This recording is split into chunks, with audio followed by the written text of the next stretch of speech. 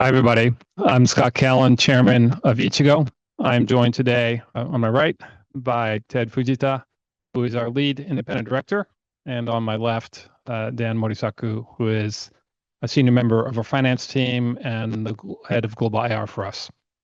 We're speaking against what's right in front of you, the FY26 so the February 2026 full year corporate presentation. So let's jump into it. I think there's a summary page right before that.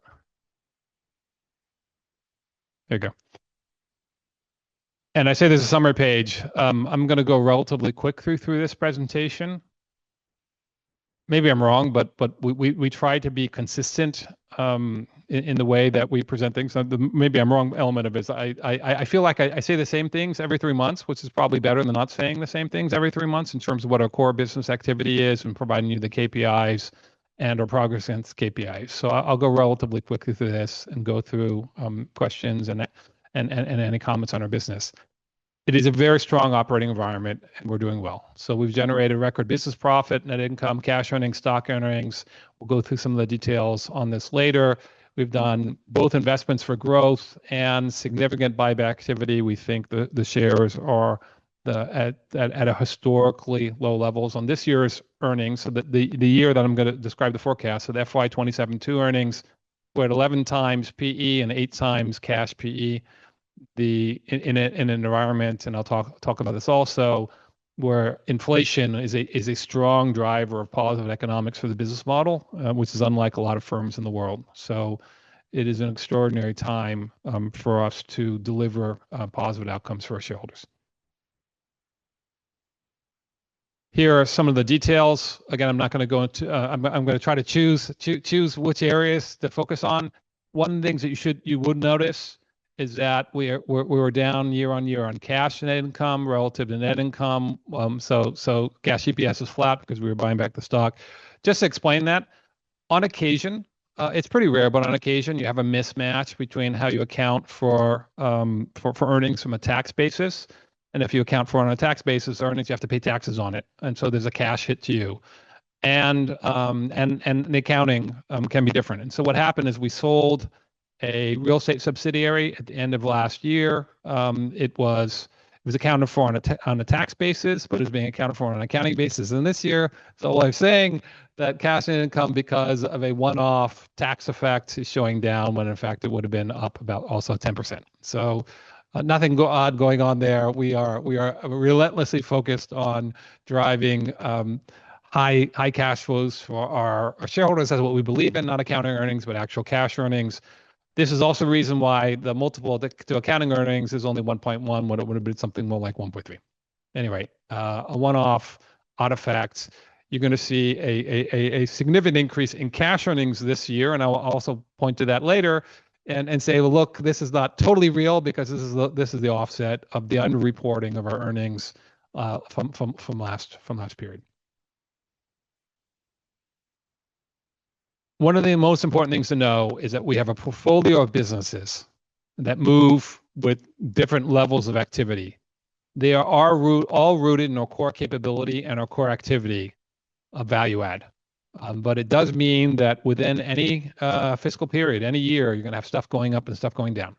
And so this is just the same as it always is. On a total basis, we're up 13% on business profit.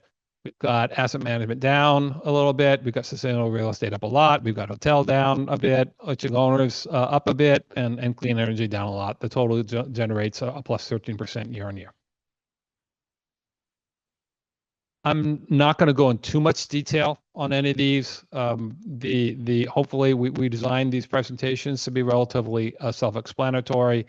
It's probably worth pointing out that stock earnings are up in the asset management business. Flow earnings were down a little bit, but none of these are particularly material moves. SRE, sustainable real estate, continues to be the major driver of earnings. And let me just speak to the inflation element that I touched on earlier. It is not a good thing for the world for everything to become more expensive. The impact of the Iran war is proving to be very significant. There are There are global risks to this. There are country risks to this. There are company-specific risks to this as investors, where companies are going to take significant higher input costs, and this is a negative for the world. It is a good thing for all of us that inflation actually is very positive for Ichigo. It shows up in two ways. It shows up in our balance sheet. We have already built assets on our balance sheet, about $2 billion worth, 300 billion yen right now of real estate. It becomes more expensive to build new assets. And it means that our existing assets are already having kind of steel in the ground and buildings built, means that when new builders come in at higher costs, and they're going up at kind of 10% per annum in Japan in terms of construction inflation, it means that our assets are extraordinarily competitive relative to any new assets that would compete with them. It means we can raise rents, because it is your ability to price rents is all about replacement costs. What does it cost to replace the building and your asset as a competitive building? So that's one element. But it's less dynamic. It's a static element. We do have a balance sheet of assets that we added value to. The dynamic element is when inflation goes up, raw development, which is the classic development model in Japan, where you tear something down, you build it from nothing, is incredibly expensive. In our sustainable real estate business, we're in the business of not tearing down assets. We keep them, we improve them. And you're putting in several percent of CapEx relative to building costs in order to improve the asset. So the competition is facing inflation, which is against 100%, and we're facing inflation against only a small percentage point relative to the asset value. So it's a way of saying we become extraordinarily more competitive in our core sustainable real estate business when there is high inflation. And this is playing out in very powerful economics, and we're forecasting for next year a significant amount of growth, and that is durable. Again, inflation for an Ichigo shareholder is our friend. Hotels are down. That's primarily, as you can see, stock earnings were up year on year. That's primarily because we did less asset selling during the year. It's part and parcel. The upcoming year, we're forecasting down a little bit again on hotels, which is fine. I mean, there's going to be times when we generate a huge amount of profitability off the hotel business. There are times when it's going to be coming less. The point is that we manage on a portfolio basis, and we make choices around, again, the core capability and the core activity adding value between different asset classes. SRE, sustainable real estate, is primarily about offices and retail. Hotel is broken out in this category that's turned to owners, which is primarily residential. So in owner's case, business profit was up 13% year on year. It did, however, come in under forecast, as you can see, and that's because we pushed out some asset sales to the year that we're currently in, fiscal year 27 to February. The earnings environment remains very strong. There has been no backing off from a desire to own Japanese real estate assets. It's linked in part because Japan is recognized as being incredibly safe and secure in a world that feels not as safe and secure as we all want it to be. And it's because you still have the powerful economics, despite Japanese interest rates have gone up, of being able to fund below your cap rate, your NOI coming off an asset. And because inflation, as I just pointed out, is increasing replacement costs, which is a fundamental driver of the ability to raise rents, because new assets have to come in at higher rents. And so you now have a phenomenon where you're able to raise rents on an ongoing basis, and that makes, obviously, real estate more attractive. Clean energy down just a little bit on some higher operating costs. So this is how it shapes out. As you can see, it's a relatively nice chart. Every year, earnings going up. That is not only our goal, is to believe what we need to be deliver to all of you. And again, we see a lot of secure growth going forward, and I'll touch on that later. What's most important to us is that we are structurally profitable. That shows up in the left side pie graph. As you can see, our stock earnings, so these are contractually embedded earnings, are about twice our fixed expenses. It means this is a firm that almost went dead, but did survive the global financial crisis. One of the things we learned is that we need to be systematically and structurally profitable, and we are. Just going to touch on some elements of the business model. We have both stock and flow earnings. Our cash earnings, that shows up in cash earnings. Again, we're focused on cash, not just accounting profit, but genuine cash in the door for all of us. And our cash earnings hit a record high this year. Similarly, we have a record high on our stock earnings. You can see they're diversified among a number of categories. It is the case, and this is not something we should run away from, and is very, very powerful. Our sustainable real estate business is just an extraordinary, powerful growth and earnings engine. And there are elements of us diversifying around it, but certainly not away from it. This is a very, very, very powerful engine, as I told you. One of the things that can go horribly wrong in the world for investors and consumers is inflation. I just told you this model is anti-fragile in that sense. It gets stronger during an inflation environment. This is a very, very powerful business model. We're selling these assets that we add value to. We generate and monetize gains on them. And yet, year after year, we'll continue to generate, to create higher unrealized gains in our business, which effectively create forward earnings. And so at the current point in time, third-party appraisal values put our unrealized gains at about 83 billion yen. Our total shareholder equity is only about 100. So the appraisers say that there's actually another 80% of value underpinning our balance sheet in terms of shareholder equity. And if you look at the reality, you can see what the multiple looks like. It is manifestly clear that the third-party appraisals underestimate the amount of actual value that we derive when we go ahead and monetize and sell assets. So this year was a big year. We generated 2.9x on actual gains on sales relative to appraisal value. We think that number is high. However, we think consistently we've been, as you can see, we generate about 2 times. And so I just told you. The appraisers think we have 80 billion plus of unrealized gains on our balance sheet, meaning kind of equity value. In reality, it's probably twice that. So we have stated equity of 100 billion. We actually probably have genuine equity of 260 billion. That makes us less proud of what our RE looks like. It goes both ways. But it tells you that there's just a ton of embedded forward earnings, and we're beginning the monetization process. You should know that by pushing out our sales of some of the Ichigo owners' assets into this current year, the FY27-2, we actually ended up with the year with a slight increase in our balance sheet because we didn't do the sales that we expected. But we are actually going into balance sheet shrinkage. We will have a shrinkage of our balance sheet. We would have had it last year. We're going to have it more this year. The business is going to become more asset light and more capital efficient. Our economic operating cash flow, again, we're focused on cash flow, is systematically higher than income. Again, we're a cash-driven firm.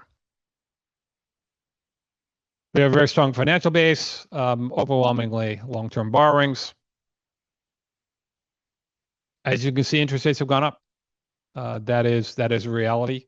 And so we're up 43 basis points relative to where we were two years ago. As you can see on the bottom of the page, 61% of our borrowings are fixed. We use interest rate swaps and caps to hedge interest rate exposure. We generally borrow for about 10 years. Very specifically, we borrow 10 years plus in the SRE, sustainable real estate and hotel businesses. We tend to borrow 15 to 20 years in our clean energy business. We borrow generally about 7 years in the owner's business. We've had some coming in of the loan terms because we're doing increasing amounts of uncollateralized borrowing with no amortization. So it's really, really nice borrowing with no covenants. And that generally is like 3 to 5 years. But it's a very, very durable capital structure for the firm in terms of equity and debt. And we continue to work on behalf of the world. Global warming is real. The actions that we take, the core activity of the firm is deeply sustainable. We're not in the business of tearing down buildings and wasting assets and wasting value and creating environmental effects from it. Because we are significantly sustainable in our activity, and Japanese financial institutions also believe in this in sustainability. It enables us to borrow through ESG as a sustainable loan activity at very, very good terms. And we continue to expand this activity. As you can see on the page, we had net acquisitions of about 6 billion yen. We thought we were actually going to be net sellers for the year, but because again we pushed out Ichigo owners activity, some sales into this current year that we're in right now, we ended up being relatively flat for the year. You got some, buying and selling in various asset classes. The core activity of the firm is value add. We add value to assets, and when we add value to them, we sell them on. This breaks out the activity among the various key groups. Owners is the highest turnover model. We generally have a hold of a year or so. That's extended just a little bit to give us some more opportunity to rents are going up. We finance really, really well to optimize kind of the final cap rate when we sell the asset to a brand new owner at the highest possible rent. But it's a very high turnover business, and so you generally have largely offset buying, selling within about a year. Hotel earnings were down year on year. That is, as I said earlier, is not because of stock earnings, which continue to grow. As you can see, RevPAR, so revenue per available year was up, per available room was up 12% year on year, but because we didn't do a large hotel sale in the year, and some impact from hotel performance fees, full earnings were down. We have very little China inbound exposure, so we're not seeing really any effect of that. We, of course, should all be concerned about what's happening in the Middle East right now, its impact on high airfares and how it affects things. On a positive, it probably makes Japan a better and easier destination. On the negative, airplane costs are going up. And so we are kind of modeling for some negative impact on our hotel business this year. It's about 15% of our earnings. So, okay, if something happens there, it's just going to be fine. But FYI, this is something we're, of course, focused on. Owners continues to do well, and it is diversified its sale channels in order for it to be able to sell well. I think that's on the next page. No, on the next page shows this business profit. We came in the last 2 years. We're going to see a significant increase, really, actually a doubling year on year in this year. And look, we have high visibility on this already, so this is going to happen. This is the slide where we show the diversified sale channels, and that's super powerful. I mean, the different segments and different parts of the market will have some cyclicality to them. We always want to sell at the highest possible price. We do. We work for our shareholders. Which is to say, our buyers have alternatives, and because Ichigo is really, really good at delivering high quality assets, we have an active bid from buyers, and we want to have the broadest set of buyers for that we can meet their needs and deliver the highest possible returns for our shareholders. AM growth on diverse growth drivers. I say it's growth, but on the truth of the matter is this year we were down a little bit. That was a one-off. Some of the owners' activity was expected to be security tokens, which will increase again. So we expect to have growth in our and you'll see it visibly in our asset management business. Clean energy. We shifted towards battery storage. The economics have become very, very powerful.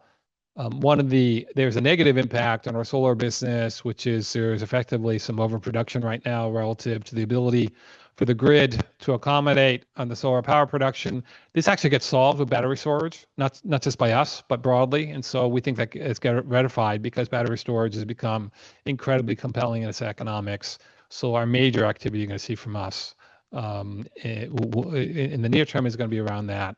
As opposed to kind of new activity in solar, and when we can pick that up again when the battery infrastructure is in place.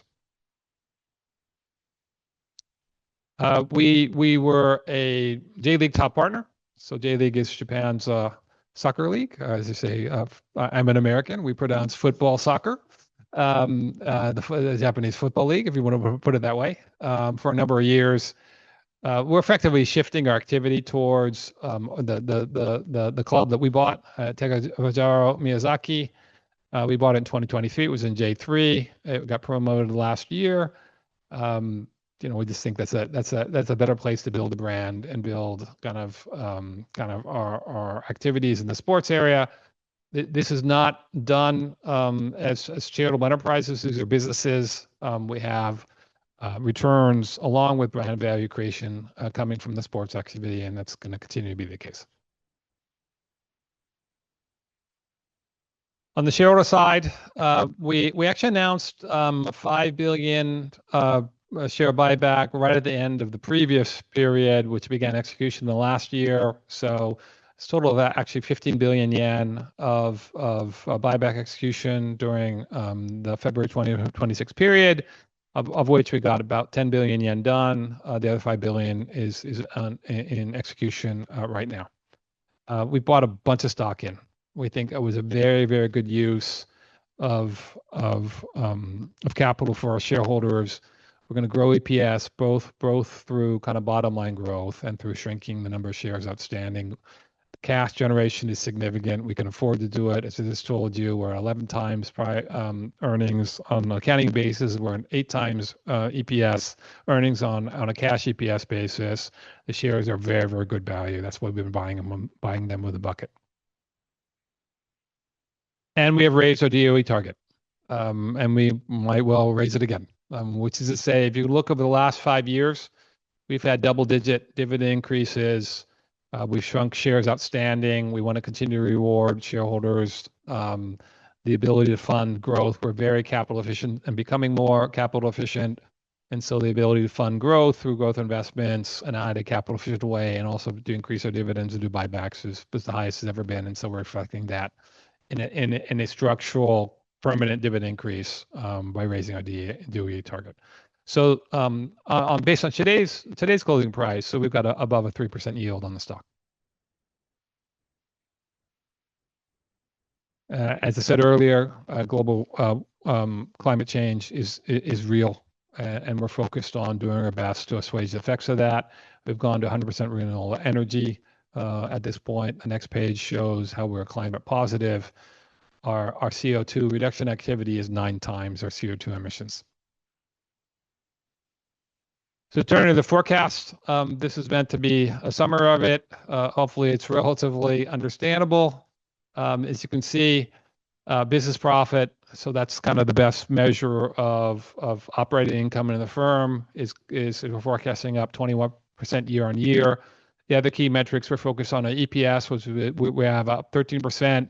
Cash EPS, which will be up 35. And again, that's in part because we underreported cash earnings because this one-off tax effect, tax and accounting mismatch during last year, but robust growth in our business that will deliver us a 15% ROE and a cash ROE of 20%.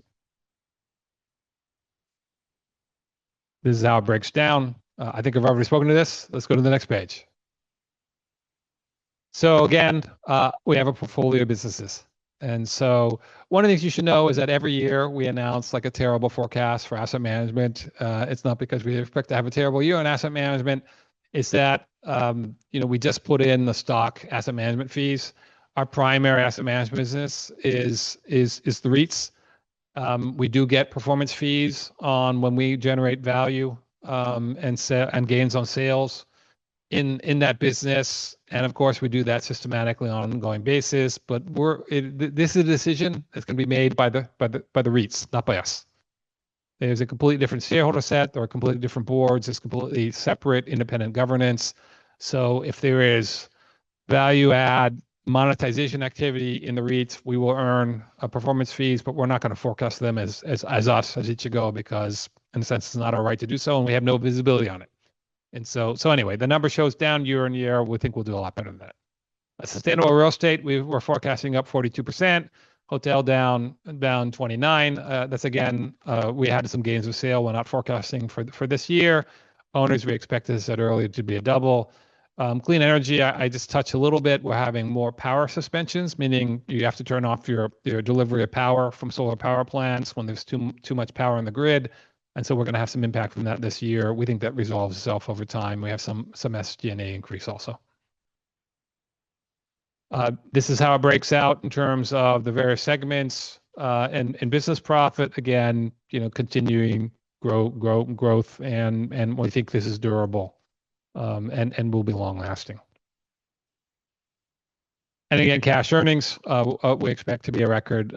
Business profit, of course, was a record also. I think the next slide is the last one, which shows what stock earnings looks like. A little bit, some balance sheet shrinkage will push down some of the stock earnings, but again, that's fine because that's balance sheet shrinkage, and we expect to have very high capital efficient earnings for you over the next year. Thank you very much, everybody. It is an honor and a privilege to work for you. We look forward to delivering the strong results that you deserve. Thank you so much.